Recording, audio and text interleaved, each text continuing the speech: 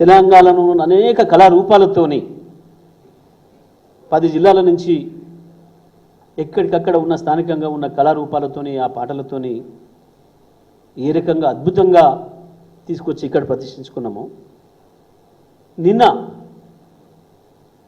ఏ రకమైన సంస్కృతితోని ప్రతిష్ఠించినరో ఇవాళ తెలంగాణ ప్రజలందరూ తెలంగాణ ఉద్యమకారులు తెలంగాణ చరిత్రకారులు తెలంగాణ సాంస్కృతిక సారథులు అందరూ కూడా గుర్తించాలని చెప్పి నేను విజ్ఞప్తి చేస్తా ఉన్నా. ఇదే సందర్భంలో ఇంకొక ప్రమాద గంటికలు మోగుతున్నాయి.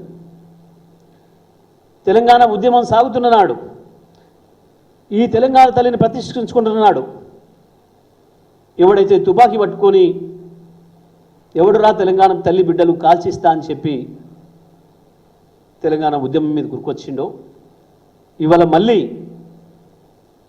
అదే తుపాకీని ఎక్కుపెట్టి తెలంగాణ తల్లిని చంపేస్తా, తెలంగాణ సంస్కృతిని చంపేస్తా,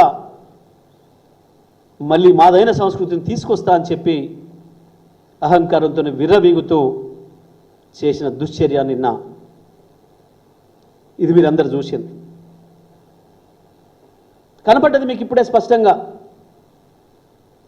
ఎవరి ఆలోచన లేనిది, ఎవరు ఏం చేస్తున్నారు, ఎవరు ఎక్కడికి తీసుకుపోతున్నారు తెలంగాణ సమాజాన్ని తేడా చూసిరు మీరందరూ. నిజమే రాసిండ్రు, ఎవడో రాసిస్తే చదివిండు, ఎవడో కిరాయికి అమ్ముడు అయిన వాడు ఏ చిన్న పదవికో ఆశపడి మీ సమైక్యాంధ్ర తొత్తుల పంచన చేరినవాడు రాసిచ్చిన పదాలు చదివిండు. 4.5 కోట్ల భావోద్వేగం ఒక్కడికైనా ఎవరికైనా కనపడిందా నిన్న డాష్ మీద భావోద్వేగం? ఏ ఒక్కడైనా అక్కడ తెలంగాణ ఉద్యమంలో మాట్లాడినవాడు ఉన్నాడా? గత వారం రోజుల సంబురాల్లో జై తెలంగాణ అన్న పదాన్ని వాడినవాడు ఎవడైనా ఉన్నాడా అక్కడ? ఇగో ఇది జరుగుతున్నది. ఇది నెమ్మదిగా తెలంగాణ పాటలు లేవు, తెలంగాణ ఆటలు లేవు, తెలంగాణ సంస్కృతి లేదు, తెలంగాణ బతుకమ్మే లేదు. ఇది మామూలు కుట్ర కాదు. ఇది ఒక పథకం ప్రకారం సమైక్యాంధ్రవాదుల చేతుల్లో ఉన్న కీలుబొమ్మలు ఇక్కడ అధికార పీఠం మీద కూర్చొని తెలంగాణ సంస్కృతి పైన చేస్తున్న దాడిది. ఇదేదో ఆషామాషిగా అల్లాటప్పగా జరిగిందని ఎవరైనా అనుకుంటే పొరపాటు.